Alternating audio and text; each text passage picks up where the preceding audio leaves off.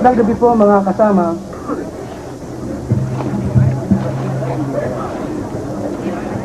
Bago po ang lahat,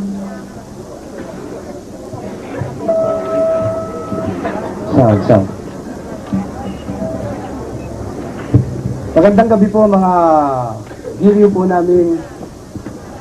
Sa gabi pong ito, narito po ang St. Peter Men Society para ipagtanggol ang imbitasyon po na tinanggap po namin na sa tema ng aming pag-uusapan po, alin po ang tunay na iglesia na dapat aniban ng tao sa panahon po natin ngayon. Yan po ang tema ng pag-uusapan po namin. Ngayon, sa panig po ng Iglesia Katolika Apostolika Romana, patutunayan ko po na ang Iglesia Katolika Apostolika Romana, ito ang iglesia na dapat aniban ng tao at iglesyang itinatag ng ating Panginoong Jesucristo. Bagay na tututulan po ni Ginoong Soriano. Ang pagtutol po niya, hindi ang Iglesia Katolika Apostolika Romana, ang iglesia na dapat aniban at itinatag ng ating Panginoong Jesucristo o ng Diyos, kundi ang mga kaanib ng iglesia ng Diyos kay Kristo Jesus, haligi ba ito, brother? Haligi at saligan ng katotohanan sa Pilipinas Incorporated. Yan po ang kanya ititindig. Sa panig ko naman po, tututulan ko. Ngayon po, sa gabi pong ito, madali po natin malaman ang tunay na iglesia. Ang tunay na iglesia po, meron pong 3 palatandaan. Simpleng-simple lang po. Ang 3 palatandaan po ng tunay na iglesia, kinakailangan madistinggi natin, malaman po natin, maituro po natin kung sino ang nagtatag ng iglesia. Yan po ang unang palatandaan. Ikalawang palatandaan, kailan po itinatag ang iglesyang kinaaniban ng bawat isa sa amin. At ikatlong palatandaan, saan po napatatag ang iglesyang kinaaniban ng bawat isa sa amin. Ngayon, pag hindi po naituro ng bawat isa sa amin, nangangahulugan, naninindigan ng magkabilang panig. Halimbawa na naituro ko kung sino ang iglesyang nagtatag na kinaaniban ni Ginoong Soriano. May puntos po ako kung sino nagtatag at kailan tinatag at saan itinatag. At sa panig po naman ni Ginoong Soriano, kinakailangan sabihin niya, sino ba nagtatag ng Iglesia Katolika Apostolika Romana? Saan itinatag? Kinakailangan sabihin niya. At sino ang naging tagapagtatag ng Santa Iglesia Katolika Apostolika Romana? Yan po. Kaya po, kung tayo'y nabubuhay ng panahon ng ating Panginoong Jesucristo, hindi po tayo mamumroblema. Hindi po natin problema kung saan o nasaan ang tunay na iglesia. Basta tayo, paggising po natin ng linggo, ng baga, makita lang po natin na isang membro ng iglesia na nung panahon ng ating Panginoong Jesucristo, sundan lang po natin. Sundan lang po natin kung saan pupunta. At kung hihinto sa kanyang pagsamba, nandoon na po tayo sa tunay. Sapagkat iisa po ang tunay na iglesia nung panahon ng ating Panginoong Jesucristo. Hindi po sa katulad ng panahon po natin ngayon. As of 1980, sa Security and Exchange Commission, meron pong nakarehistrong 800 na pawang nagsasabi, kami anya ang tunay na iglesia. Kami anya ang tunay na iglesia na itinatag ng Diyos. Kami anya ang dapat aniban, narito sa amin ang kaligtasan. Pero ang nangyari, puro basa lang po sa Biblia. Alam po ninyo, kapag ang isang ministro o isang pastor magbabasa lang ng magbabasa ng Biblia at ipaliliwanag ang tungkol sa Biblia, hindi po natin malalaman na kung siya'y nakaanib na sa iglesia. Sapagkat wala pong nagbasa ng aklat, ng halimbawa ng abugasya. Wala pong nagbasa ng abugasya na pagkatapos ng basahin ng aklat, naging abogado. At wala rin pong doktor, na naging doktor, na nagbasa ng libro ng medisina, pagkatapos magbasa, naging doktor na? Wala po. Kinakailangan dadaan ka sa kolehiyo ng medisina para ka maging doktor. At kinakailangan dadaan ka sa kolehiyo ng tinatawag na abogasya para maging abogado ka. Ganyan po ang palatandaan para malaman po natin ang tunay. Ngayon, kung ang pagbabasa ay magiging otoridad ka na, wala na pong mananalo kay R.D. Baron. Wala nang mananalo kay R.D. Baron kapag binasa ang buong aklat ng medisina. Sigurado, doktor na si R.D. Baron. At wala rin pong wala pong tatalo kay R.D. Baron kung pagbabasa lang ng pagbabasa at magiging otoridad. Nandun na, otoridad na si R.D. Baron. Ang nangyari sa ating kapanahunan ngayon, maraming ministro na nagbabasa. Napakatas basahin, ititiklop ang Biblia, pakatiklop, magpapaliwanag. Wala po tayong pagtutol kung ang babasahin sa talata ng Biblia, ibabasahin lang. Wala po tayong katutol-tutol doon. Ang tututulan po natin, yung pakatapos basahin ng Biblia, magpapaliwanag. Yan po ang problema, pakatapos magbasa, magpapaliwanag na. Paano ang pagpapaliwanag niyan? Hindi pwedeng yung unawa mo, sapagkat napasulat ang Biblia, iba ang antas ng karunungan ng mga apostol kaysa sa karunungan po natin ngayon. Sa panahon po natin, pag tinanong ko kayo, ilang zero, 1 milyon, mag-iisip kagad ang bawat isa sa atin. Yung kayang sabihin ko ang apostol, ilang zero, 1 milyon, lalong hindi kayang sagutin ng apostol. Kaya po ang Biblia, iba ang antas ng karunungan ng tao, iba ang antas ng karunungan natin sa panahon natin ngayon. Para malaman natin ang unawa ng Biblia, kinakailang manggagaling po tayo sa panahon ng apostol.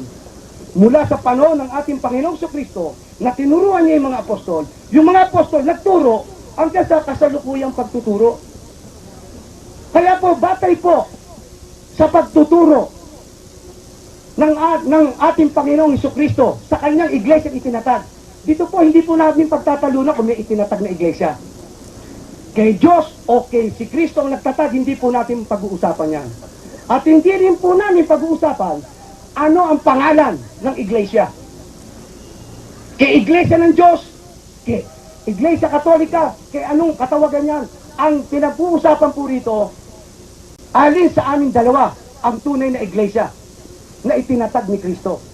Ngayon, kung pangalan ng pag-uusap, hindi po yan ang tema. Ibang tema po yan.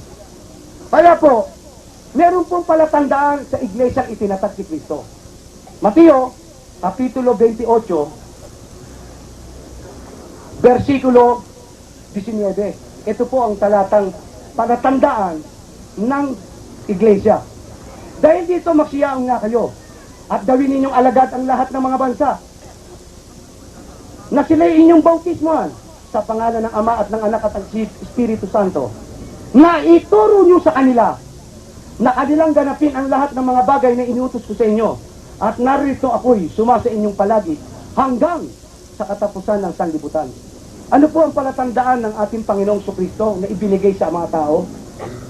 Ang kanyang iglesia magtuturo. Ang sabi ni Kristo, humayo kayo sa lahat ng bansa. Inyong bautismo sa pangalan ng Ama at ng Anak at ng Espiritu Santo. At ituro sa kanila ang lahat ng mga bagay na inuutos ko sa inyo. Sa madaling salita, yung mga inutos, mga tinuruan ni Kristo. Kaya meron pong mga turo si Kristo ang nakakaalam at ang magpapaliwanag, mga apostol. Yung mga tinuruan, at yung mga tinuruan ng mga apostol, may magtuturo din, mamamatay. At pagkatapos mamatay nito, bago mamatay, may magtuturo pa rin, may tuturuan, hanggang sa kasalukuyang pagtuturo. At gusto ni Kristo, yung iglesang itinatag niya, maging laganap, lumaganap sa buong sanlibutan. Ano po sa salitang Grego noong mga panahon na yon? Yung sinasabing laganap, gusto ni Kristo, dahil sabi ni Kristo, humayo kayo sa buong sanlibutan. Gusto ni Kristo, lumaganap. Sa madaling salita, ang laganap po sa wikang Grego, Katolikos. Ito po ay suportado ng ebidensya. Sang-ayon po sa Encyclopedia's Dictionary, sa Webster po, ganito po ang ating mababasa. Ito po ang ating mababasa. Ano po ba ang ibig sabihin ng Katoliko? Sa wikang Grego. Ito po, Catholic, sa wikang Ingles. Catholic derived from the Greek word Catholicus. Universal. Roman Catholic, liberal or comprehensive in understanding and sympathies. Member of the Church Universal, worldwide, general. Ibig sabihin, ang ibig sabihin po ng Katoliko sa wikang Grego at sa wikang Ingles, ang Katoliko daw, universal, worldwide, general. Ang madaling salita, lahat sakop ng Katoliko. Eh nung bang itatag ni Kristo ang kanyang iglesia o nung itatag ng Diyos ang kanyang iglesia sa pamamagitan ni Kristo, ito ba'y Katoliko na? Hindi po. Huwag pong magkakamali ang bawat isa. Na nung itayo ng Diyos o ni Kristo ang iglesia, Katoliko na ba? Hindi pa po. Sapagkat hindi pa laganap. Nasa Jerusalem pa lang eh. Pero ang balak ni Kristo o ang motibo ni Kristo, lumaganap sa buong sanlibutan. Eh nung lumaganap na, tinawag na Katoliko. At itong Katolikong to, mapapansin po natin, kung aatras po tayo sa panahon po natin, 1996, paatras 1995, 1994, pababa, hanggang sa panahon ni Kristo, mababalangkas po natin. Ito po ba'y suportado ng kasaysayan? Ito po ba'y may mababasa ako? Eh sana sa pagbabasa ko, tutulad ni Ginoong Soriano. Itong babasahin ko. Dito po sa Encyclopedia Britannica, Volume 15. Ito po ay mababasa po natin sa page 985, Volume 2, Paragraph 3. Ito po ang ating mababasa.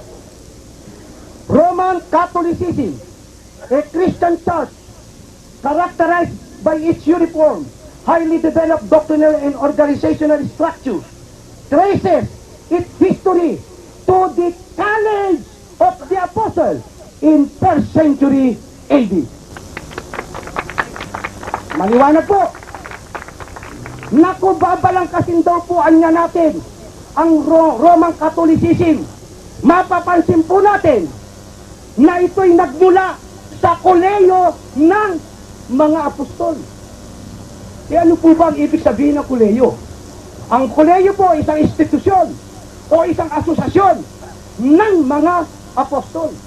Kaya po para matuto kang bumasa ng Biblia na tamang interpretasyon, magdadaan ka sa koleyo ng mga apostol. Etong si Ginoong Soriano, nagbasa lang. Ayun, pinasok na yung sarili niya. Ito na niya ako. Tunay na ako. Hindi po gano'n. Hindi po gano'n ang pagpapatunay. At ito namang mga ibang sekta ng pananampalataya, magbabasa ng talata ng Biblia, pagkatapos bubasa ng Biblia, ako na rin to. Kaya sila nagkakalaban-laban ng iba't ibang sekta. Kaya sa pagtindig, sana, ni Ginoong Soriano, tutulan niya, sabihin niya kung sino nagtatag ng Iglesia Katolika Apostolika Romana. Yan ang tungkulin ni Ginoong Soriano. At pagkatapos, sabihin niya kailan at saan itinatag ang Iglesia Katolika Apostolika Romana. Yan po katungkulan. Ako, kaya-kaya ko.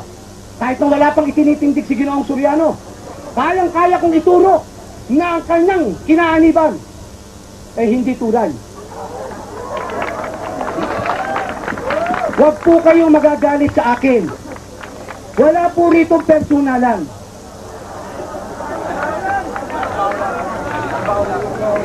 Dito po, meron pong tema na nire-resolve kami.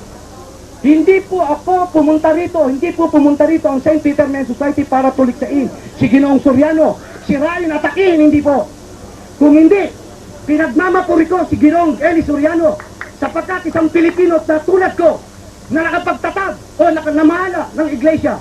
Kung ang iba't ibang banyaga, mga Amerikano, mga Briton, at iba't ibang banyagang tao nakapangangasiwa ng iglesia. Higit sa lahat, ako, pinagmamapuri ko, pinagmamalaki ko ang aking kababayan na si Ginoong Eli Soriano na namahala ng isang iglesia. Kaya nga lang po ang kanyang pinamahalaan ay hindi tunay.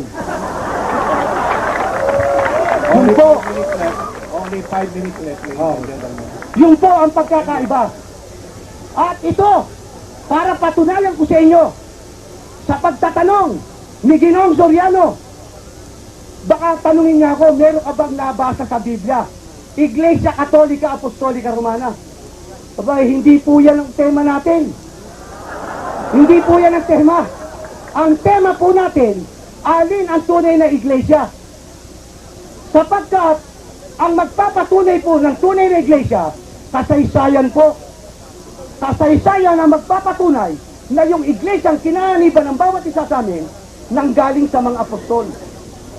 Una, bakit ko po nasabing hindi tunay ang pinangangasiwaan ni Ginoong Eli Soriano? Kailan po napatatag yan? Nito lang 1980s. Kailan po pinarehistro ng tagapangasiwa? Nitong panahon lang po natin. At saan napatatag? Sa Apalit, Pampanga po. Kaya kitang-kita po natin na si Ginoong Eli Soriano hindi po karugtong ng iglesyang itinatag ng Diyos o ni Kristo. At si Ginoong Eli Soriano, wala pong otoridad sa Biblia. Ako ang otoridad dito. Ako. Last 3 minutes. Bakit ko po sinabing otoridad? Kami. Sapagkat kami tinuruan ng pare. At yung pare nanggaling nung unang siglo. Paatras. Karugtong kami ng iglesyang itinatag ni Kristo. Konting katahimikan lang po. Konting katahimikan lang po. Silensyo. Para makita po natin, para maging maganda po ang pag-uusap ng bawat isa sa amin, bigyan po natin ng katahimikan. Para lang sa gayon, magkaroon ng concentration ang bawat isa sa amin. Dahil kung magkakaroon ng distraction, imbis na makapakinig kayo ng talagang dalisay at tunay na aral, o tunay na nagaganap, konting katahimikan po. Kaya sa pagtindig ko po, bago ako magtapos, dahil mga ilang minuto na lang ang nalalabi o segundo, sana, pag tumindig si Ginoong Eli Soriano, ipakita niya na yung pinangangasiwaan niya iglesia nanggaling sa Jerusalem. At yung pinangangasiwaan niya, kailangan nagmula nung unang siglo. At si Kristo ang nagtatag. Kaya at pag tumutol naman siya, kailangan pakita niya kung sinong tao ang nagtatag ng Iglesia Katolika Apostolika Romana. Kailan at saan itinatag. Pag yun ang napakita niya, nakasusunod siya sa tema. Pero kapag siya nagbabasa ng Biblia, nagpunta sa aral, kayuan niya, sumasamba sa larawan. Di sana, larawan na lang ang pinaksa namin. Kayuan niya yung mga lobong maninila, yung mga pari ninyo. Di sana, yun na lang naging paksa namin. Lobong maninila. Kayuan niya, nagbabautismo ng bata. Di sana, yun na naging paksa namin. Ang paksa dito, meron tayong nire-resolve. Alin ang tunay na iglesia? Ang iglesia kinaaniban ko o iglesia kinaaniban? 1 minute and 30 seconds, ladies and gentlemen. Alin sa dalawa na kinaaniban namin, alin ang tunay? Kaya po, sana sa pagtindig ni Ginoong Eli Soriano at sa pagtatanong niya, sana naintindihan niya at nakikinig siya sa akin na yung tinitindig ko nung natapos na po ang Biblia, 1 minute. nung lumaganap ang Iglesia Katolika Apostolika Romana o lumaganap ang iglesyang itinatag ng Diyos o ni Kristo. Alin sa dalawa? Walang problema, hindi po namin pinag-uusapan dito alin ang pangalan ng iglesia. Kahit na anong pangalan yan, wala po, hindi yan ang pag-usap. Alin ang tunay na iglesia? Yung kinaaniban ko o yung kinaaniban niya? Dito muna ako nagtatapos. Maraming salamat, magandang gabi po sa inyo. Dito po. Makikisingit lang po, yung pong sasakyan na may plate number TBF 112. Nakaharang po. Kung nandito po ang driver, paki-ayos na lang po ang parada. TBF 112, owner type po yata ito. Nadinig niyo po mga kaibigan ang pahayag ni Froilan Gasa sa type ng sa aking kanang bahagi ng Katoliko po. Ngayon po ay ibibigay natin sa mesa naman po ni Brother Eddie Soriano ang microphone. Sandali lang po, set ko lang po itong oras. Magtatanong po kayo, 10 minuto. Oras po ng pagkatanong ni Ginoong Soriano. 10 minutes. Okay, ready na po, Mr. Garza? Apo. Cross-examination po. Ready na po. Sige. Okay.